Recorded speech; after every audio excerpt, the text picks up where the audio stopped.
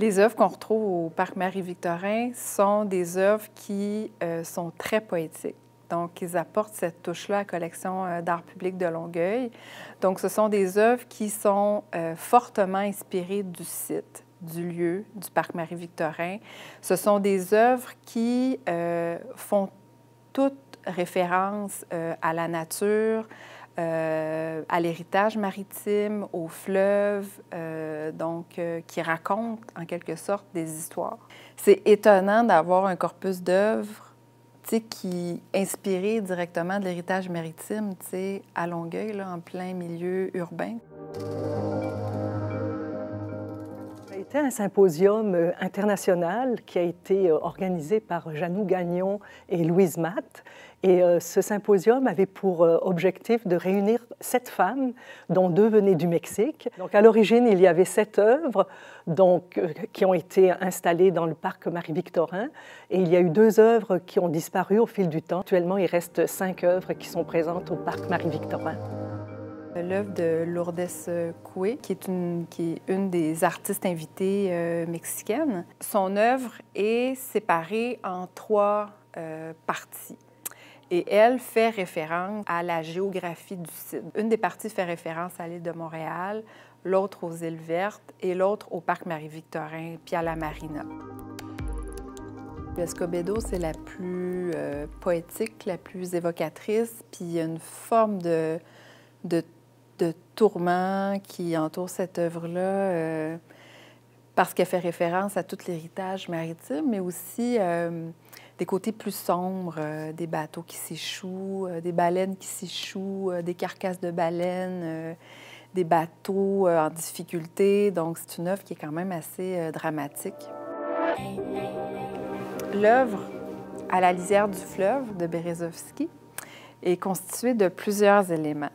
Donc, il y a une partie qui est en métal grillagé, qui est un peu ondulée ou ondulante, qui, elle, fait référence à l'eau, aux vagues du fleuve et tout ça. Et puis, la forme au sol qui est ronde, donc circulaire, elle fait référence à la puissance créatrice de l'eau. Labyrinthide de Michel Tremblay-Gillon est une forme circulaire, donc comme une espèce de renflement sur le sol qui fait référence à la maternité, mais aussi à la richesse du sol, donc à la productivité du sol. Elle fait aussi référence au visible et à l'invisible. Quand on va au-delà du renflement qui est fait de béton, quand on entre dans là, on voit un dessin qui s'inspire un peu des formes aztèques, même autochtones.